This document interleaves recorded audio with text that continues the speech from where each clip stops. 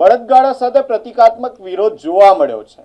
રાધનપુર ખાતે કોંગ્રેસ દ્વારા વધતી મોંઘવારીના મુદ્દે રોષ વ્યક્ત કરી એક આવેદનપત્ર આપવામાં આવ્યું છે। પાટણ જિલ્લાના રાધનપુર ખાતે કોંગ્રેસ પાર્ટી દ્વારા વધતી મોંઘવારીના મુદ્દે વિરોધ પ્રદર્શન કરવામાં આવ્યું હતું। કોંગ્રેસના આગેવાનો અને કાર્યકરોએ બળદગાડા સાથે પ્રતિકાત્મક રેલી કાઢી સરકાર સામે રોષ વ્યક્ત કર્યો હતો। કોંગ્રેસના નેતાઓએ જણાવ્યું હતું કે પેટ્રોલ, ડીઝલ, ગેસ સિલિન્ડર તેમજ રોજિંદા ઉપયોગની ચીજવસ્તુઓના સતત ભાવ વધી રહ્યા છે અને જેને કારણે સામાન્ય અને મધ્યમ વર્ગના લોકો મુશ્કેલીમાં મુકાયા છે।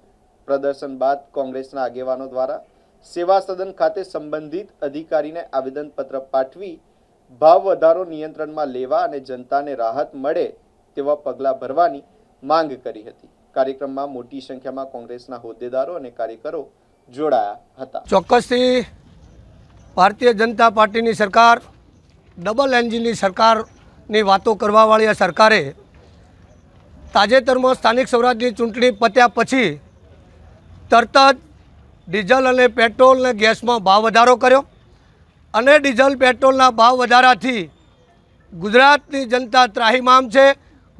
ગૃહિણીઓ હોય, ખેડૂત હોય કે ટ્રાન્સપોર્ટમાં પણ જે ભાવ વધી ગયા છે એના કારણથી ક્યાંક શિક્ષકોના કારણથી અને શિક્ષણના કારણથી પેલા બાળકોને પણ ટ્રાન્સપોર્ટમાં કંઈક તકલીફો પડી। 200 રૂપિયાનો ભાવ વધારો કરી અને જે આજે ભારતીય જનતા પાર્ટીના કારણથી આમ જનતા ત્રાહિમામ થઈ રહી છે એના મુદ્દે અમે આજે રાધનપુર શહેર અને રાધનપુર તાલુકાની કોંગ્રેસ પરિવારની જનતા મળી અને અમે આજે મામલતદારશ્રીને આવેદનપત્ર આપ્યું છે કે આ બેરી અને મૂંગી સરકારના કાન ખોલો કે ગુજરાતની અંદર આજે ખેડૂત અને મહિલા પરેશાન, આજે આપ જોઈ રહ્યા છો મોંઘવારીથી ત્રાહિમામ ગુજરાત પોકારી રહ્યું છે, તોય આ બેરી મૂંગી આ સરકારના કાન ખુલતા નહીં। એના કાન ખોલવા માટે આજે કોંગ્રેસે આવેદનપત્ર આપી અને અમે આજે ધરણા પ્રદર્શન અથવા તો ચક્કાજામ કરવાનો પણ પ્રોગ્રામ કરીએ છીએ।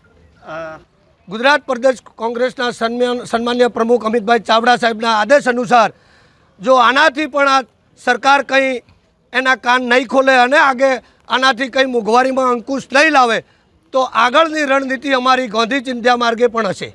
1100 ને 1200 પહોંચ્યો છે ત્યારે કોંગ્રેસની સરકાર હતી ત્યારે 350 ને 350 અમે બાટલો લેતા હતા। આજે ડીઝલ પેટ્રોલ છે, દાળ છે, તેલ છે, એટલું બધું મોંઘું થયું છે કે અમે રસોડા ચલાવવામાં પણ અમને બહુ તકલીફ પડે છે અને આ તકલીફના કારણે અમે આવેદનપત્ર આપ્યું છે। જો સરકાર આ બેરી મોંઘી સરકાર નહીં સાંભળે તો અમે કોંગ્રેસ તરફથી ધરણા કરીશું અને ધરણાથી પણ જો એ નહીં સાંભળે તો અમે આગામી ગાંધી ચિંધ્યા માર્ગે જવા પણ તૈયાર છીએ।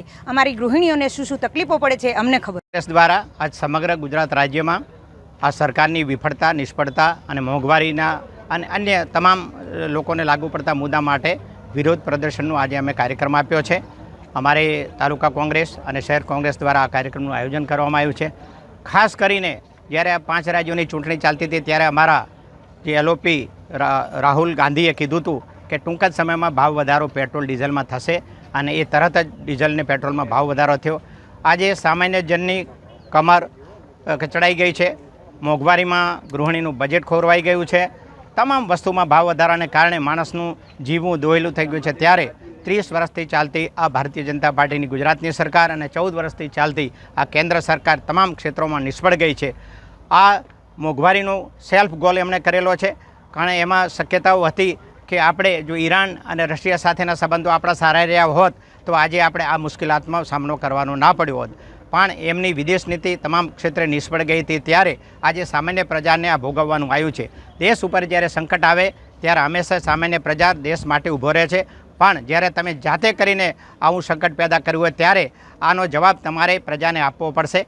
સામાન્ય વસ્તુથી લઈને તમારે ઘર વપરાશની વસ્તુ કરો, ગેસ લ્યો, પેટ્રોલ લ્યો, ડીઝલ લ્યો, વિદ્યાર્થીઓને ભણવાની વસ્તુઓ લ્યો, ખેડૂતોના ખાતરની વાત તમે લ્યો, વેપારીઓવાળી વાત કરીએ તો કોમર્શિયલ જે સિલિન્ડર હતું એમાં